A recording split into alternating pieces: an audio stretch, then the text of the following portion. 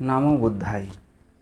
বর্তমান চলমান জীবনে একটা মানুষ বা মানুষজন যদি অন্যায় কর্ম করে, মদ গাঁজা আফিং ভান সন্ত্রাসী এবং বিভিন্ন ধরনের অনৈতিক কর্ম সম্পাদন করে, তাহলে আপনি তাদেরকে এই কর্ম সম্পাদন করা থেকে বা যেই অপকর্ম সম্পাদন করে এগুলো যেই না করার জন্য বলতে পারবেন না। তারা যেটা করতেছে বা যেভাবে চলতেছে বা যেভাবে চলতে চাচ্ছে সেভাবে তাদেরকে চলতে দেওয়া প্রয়োজন। কেন প্রয়োজন? আপনি যদি এটার বিরুদ্ধে বলতে যান, যদি কাউকে বলেন এই যে তুমি কেন মদ খাচ্ছ, তুমি কেন অনৈতিক কাজ করছো, তুমি কেন সন্ত্রাসী করতেছো, এটা তো পারিবারিকভাবে একটা ক্ষতিগ্রস্ত বা নিজেরও একটা কর্মফল সৃষ্টি হচ্ছে এবং সামাজিকভাবে এই ক্ষতিগ্রস্ত হচ্ছে এবং পরিবার দিক দিয়েও ক্ষতিগ্রস্ত হচ্ছে বা পরিবার দিক দিয়েও ক্ষতিগ্রস্ত হবে এবং অপরাপর পাড়া প্রতিবেশী ক্ষতিগ্রস্ত হবে। এগুলো যদি আপনি বলতে যান বা এগুলোর বিরোধিতা করতে যান, তাহলে আপনাকে বিপদে পড়তে হবে এবং আপনাকে শেষ পর্যন্ত মরতে হবে। এটা জগতের নিয়ম এবং এই নিয়ম ধারা চলে আসছে। বুদ্ধের সময়কালেও বুদ্ধ যখন এইটার বিরুদ্ধে বা এই অনৈতিক অপকর্ম এগুলো যখন এই সম্পাদিত হচ্ছে, এগুলো যখন বুদ্ধ বিরোধিতা করতেছেন বা এগুলো না করার জন্য মানে এই আলাপ আলোচনা উপদেশ তাদেরকে দিয়ে দেওয়া বা দিচ্ছিলেন, তখনও বুদ্ধের সময়কালে বুদ্ধকে অনেকজন বুদ্ধের বিরোধিতা করেছিলেন। তাহলে এই চিন্তা করে দেখুন, তখন বুদ্ধ এই একটা কথা বলেছিলেন, যে কথাটি সবসময় মনে পড়ে, সেটা হচ্ছে কি, এই মানুষ কি করতেছে না করতেছে এটা তোমার দেখার বিষয় নয়। তুমি কি করতেছো, কোনটা ভালো কোনটা খারাপ বা কোনটা মন্দ, কোনটা করলে ভালো হবে কোনটা করলে খারাপ হবে, এই বিষয়টা তুমি নিজে নিজে চিন্তা করো।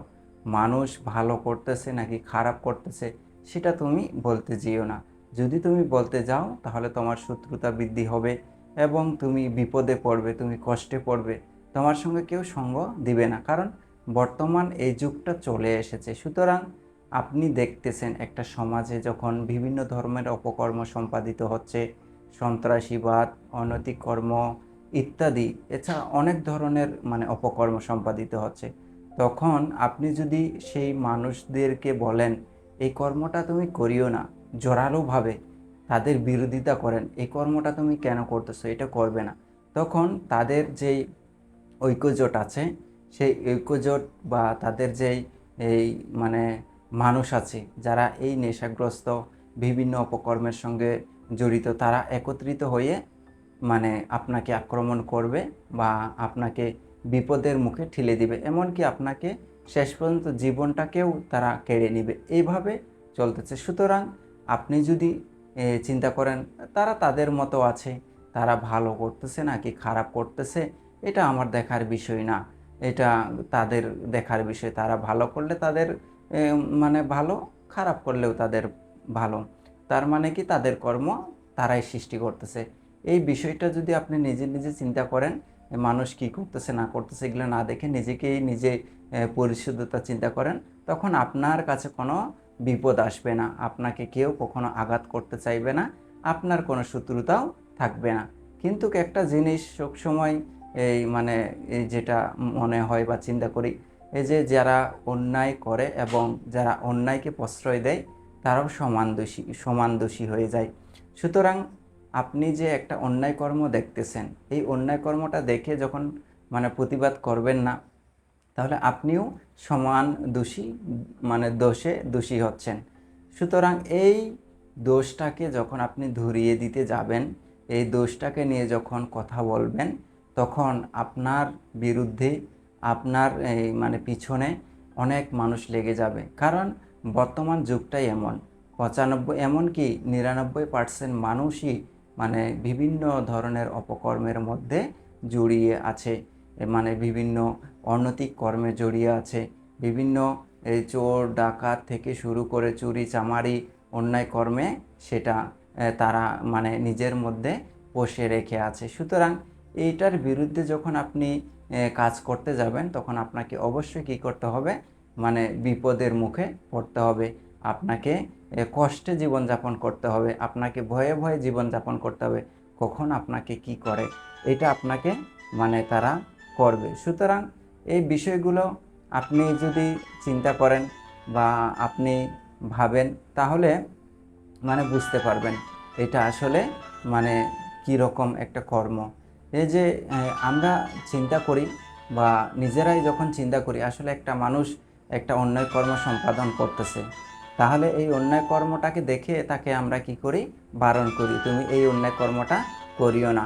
এই অন্যায় কর্মটা করলে হয়তো তুমি কর্ম সৃষ্টি করছো, শুধু তোমার নয় পরিবারের ক্ষতিগ্রস্ত হচ্ছে এবং অপরাপর সামাজিক যে আছে যেটা আছে বা সমাজ দিক দিয়ে একটি ক্ষতিগ্রস্ত হচ্ছে, সমাজ নিন্দিত হচ্ছে, পরিবার নিন্দিত হচ্ছে, নিজে নিন্দিত হচ্ছে, অপরাপর মাতা পিতা আত্মীয় স্বজন যারা আছে সকলে নিন্দিত হচ্ছে।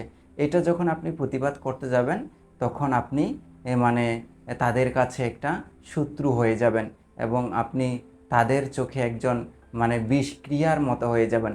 আপনাকে কখন সুযোগ পাবে, সুযোগ খুঁজবে এবং সুযোগ খুঁজে আপনাকে কি করবে, আক্রমণ করবে। এটা হচ্ছে বর্তমান যুগ। যারা অন্যায় কর্ম করতেছে তা আপনি তাদেরকে বলতে পারবেন না যে আপনি এটা কেন করতেছেন। সুতরাং তারা যেটা করছে তা মানে আপনি শুধু দেখে থাকেন, দেখে দেখে চুপ করে থাকেন। এটার সম্পর্কে আপনি কথা বলতে গেলেই আপনার সমস্যা হবে। সুতরাং এই বুদ্ধের কথাটা অবশ্যই সবসময় মনে রাখতে হবে। এই বুদ্ধের কথাটা হচ্ছে কি, যারা এই মানে মানুষ বা যে কোনো মানুষ ভালো করতেছে না খারাপ করতেছে, মন্দ করতেছে, ক্ষতিগ্রস্ত করতেছে বা কারো মানে লাভ সৎকার এগুলো কেড়ে নিচ্ছে, কাউকে লাভ সৎকার থেকে বঞ্চিত করতেছে, নিজের স্বার্থ লাভের জন্য সে অন্যায় উপকর্মে জড়িত হচ্ছে, এগুলো মানে চিন্তা না করে, এগুলো তাদেরকে না বলে আপনি কি করতেছেন না করতেছেন, আপনি কতটুকু ভালো আছেন, কতটুকু বিশুদ্ধ আছেন, আপনি কতটুকু মানে শীল পালন করতেছেন, এটা যদি আপনি মানে চিন্তা করেন, পরিচর্যা করেন, তাহলে আপনার জীবনের মধ্যে কখনোই সমস্যার সৃষ্টি হবে না। আপনাকে কেউ আঘাতও করবে না, আপনি কারো শত্রুতাও হবেন না। সুতরাং যখনই আপনি এই অন্যায় কর্মের মানে বিরুদ্ধে কথা বলতে যাবেন তখনই আপনি কি করবেন, মানে একটা শত্রুতা সৃষ্টি করবেন, মানে আপনার সঙ্গে অটোমেটিকলি শত্রুতা সৃষ্টি হয়ে যাবে। কিন্তু একটা মানুষ চিন্তা করে না, এই যে সে একটা কর্ম সম্পাদন করতেছে, অন্যায় কর্ম সম্পাদন করে, যেটাই বলুন, মদ গাঁজা আফিন ভাং চুরি ডাকাতি বা সন্ত্রাসী হত্যা বিভিন্ন ধরনের অপকর্ম আছে, সেইগুলো করতেছে। সুতরাং সে যে করতেছে এটা একটা কর্ম সৃষ্টি হচ্ছে, এই কর্ম সৃষ্টি হচ্ছে সেটা কিন্তু ভাবে না সে, কারণ তার মধ্যে কি নাই, ধর্ম জ্ঞানটা নাই। মহাকারণিক তথাগত সম্যক সম্বুদ্ধ আরও বলেছেন, বৌদ্ধ পরিবারে জন্মগ্রহণ করলেই যে সে একজন প্রকৃত বৌদ্ধ তা নয়। যদি সে বৌদ্ধ পরিবারে জন্মগ্রহণ না করেও সে যদি বুঝতে পারে এটা এরকম কর্ম করলে এটা এরকম কর্মফল সৃষ্টি হবে, এই অন্যায় কর্ম করলে আমি যে আজকে অন্যায় কর্ম করতেছি এই অন্যায় কর্মের ফল আমাকেও ভোগ করতে হবে। সুতরাং সে যদি এটা বুঝতে পারে, জানতে পারে, তাহলে সে একজন ধর্মপ্রাণ ব্যক্তি বা সে ধর্মপরায়ণ মানুষ। সুতরাং যারা এগুলো বুঝে না, মানে জানে না, তারা কখনোই এই বিষয়গুলো মানে চিন্তা করে না, সে অন্যায় করতেছে নাকি বা তার দ্বারা উপকর্ম হচ্ছে বা তার দ্বারা অন্যায় কর্ম সম্পাদন হচ্ছে, এটা সে কখনোই কি করে না, ভাবে না। সুতরাং আপনি তাদেরকে যদি বলতে যান এই ধরনের কর্ম করতেছো কেন, তাহলে আপনি বিপদে পড়বেন। সুতরাং তারা যে কর্ম করতেছে তাদের মতো করুক, আপনাকে শুধু চেয়ে থাকতে হবে, দেখে থাকতে হবে, যাতে তারা মানে তাদেরকে কিছু না বলেন এরকম। আপনি চাচ্ছেন তাদের ভালো, তারা এই যে খারাপ পথে আছে, তারা খারাপ পথ থেকে ভালো পথে আসুক, তারা ধর্মময় জীবনযাপন করুক, অন্যায় কর্ম না করুক, পরিবার নিয়ে সুখী হোক, সমাজ নিয়ে সুখী হোক, দেশ নিয়ে সুখী হোক, এই যে দেশের মধ্যে সন্ত্রাসী হামলা ইত্যাদি এগুলো না করুক। এগুলো না করলে তারা কি করবে, ইহজন্মে ভালো থাকবে, পরজন্মে সুখী হবে, মৃত্যুর পরেও তারা ভালো স্থানে গিয়ে উৎপন্ন হবে। এটা আপনি চাচ্ছেন, কিন্তু তারা তো চাচ্ছে না, যে আপনার কথা তো তারা বুঝতেছে না। আপনার যে জ্ঞান, আপনার যে একটা প্রজ্ঞা, আপনি যে তাদেরকে বোঝানোর চেষ্টা করছেন এগুলো না করার জন্য, কিন্তু তারা তো এটা ভাবে না। সুতরাং তারা কখনোই চিন্তা করে না আসলে এটা ভালো, এটা কখনোই চিন্তা করেন, যার কারণে আপনি তাদের কাছে শত্রু হয়ে যাচ্ছেন। আপনি যতই তাদেরকে চেষ্টা করেন না কেন, তারা যে একটা এই কর্মের মধ্যে জড়িয়ে আছে, সেখান থেকে তারা কখনোই ফিরে আসবে এমনটা নয়, এমনটা হতেই পারে না। কারণ তারা এমন একটা কর্মের মধ্যে জড়িয়ে আছে দীর্ঘদিন ধরে, মানে এই এই বাপদাদা পরম্পরা থেকে তারা এই কর্মগুলো সম্পাদন করে আসছে। সুতরাং আপনি যতই চেষ্টা করুন, আপনি পারবেন না, বরং আপনি তাদের কাছে কি হয়ে যাবেন, শত্রু হয়ে যাবেন। সুতরাং এই শত্রুতা থেকে যদি আপনি মুক্তি পেতে চান, ভালো থাকতে চান, তাহলে তারা কি করতেছে না করতেছে, অন্যায় কর্ম করতেছে না উপকর্ম করতেছে, কাউকে হত্যা করতেছে, কারো ধন সম্পদ হরণ করতেছে ইত্যাদি, যেগুলো নিন্দনীয় কর্ম সেগুলো করতেছে, আপনি চুপ করে থাকেন, দেখেন। শুধু আপনি একটা জিনিস বলতে পারেন, এটা কি, এই যে এইগুলো করলে এইভাবে নরকে যায়, এভাবে কষ্ট পায়, এইগুলো যদি বলেন তাহলে সমস্যা নেই। কিন্তু আপনি যদি তাদেরকে আঙ্গুল দেখিয়ে বলেন এগুলো তুমি করিও না, এগুলো করা ভালো না, এগুলো থেকে তুমি ফিরে আসো ইত্যাদি, যদি আপনি জোরালোভাবে তাদেরকে বলতে যান, তাহলে আপনি কি দুঃখে পড়ে যাবেন, কষ্ট পড়ে যাবেন। আপনি কখনোই তাদের হাত থেকে রেহাই পাবেন না। আপনাকে অবশ্যই কোনো না কোনোভাবে সুযোগ খুঁজে আপনাকে আঘাত করবে, আপনাকে শেষ করে দিবে, এরকম তাদের মন মানসিকতা। এটা প্রত্যেকটা মানুষের মধ্যে, যারা বিশেষ করে এই যে এই ধরনের বিভিন্ন অনৈতিক কর্মে জড়িত, তারা এই কর্মগুলো সম্পাদন করে থাকে। সুতরাং একটা মানুষ বুঝতে পারে না আসলে আমি এটা করতেছি যে এটা আমার অন্যায় হচ্ছে, এটা সে কখনোই বুঝতে পারে না। বুদ্ধের সময়কালে অনেক বড় বড় ডাকাত ছিল। এই ডাকাতরাও বুদ্ধের ধর্মকথা শুনে কী করেছিল, ডাকাতি বাদ দিয়ে তারা অরহত্ব লাভ করেছিল। এই বুদ্ধের সময়কালে হাজার হাজার ডাকাত এরকম ছিল, কিন্তু তাদের মধ্যে অতীত জন্মের একটা কর্ম ছিল, সেই পুণ্যফল ছিল, যার কারণে বুদ্ধের সাক্ষাৎ পেয়ে, বুদ্ধের অল্পমাত্র ধর্মকথা শুনে তারা সেখান থেকে মুক্তি লাভ করেছিল। কিন্তু এই যে বর্তমানে যে মানব জাতি আছি, এখনও বুদ্ধের সাক্ষাৎ পায়নি, এবং যে অপকর্ম সম্পাদন করে যাচ্ছে বা করতেছে, এটার কর্মফল জন্ম জন্মান্তরে বৃদ্ধি পাচ্ছে। সে এভাবে কর্ম সম্পাদন করে গিয়ে একটা মানুষ যখন একটা মানুষকে আঘাত করে, সে যদি মৃত্যুবরণ করে, তাকে কত আঘাত সহ করতে হয়।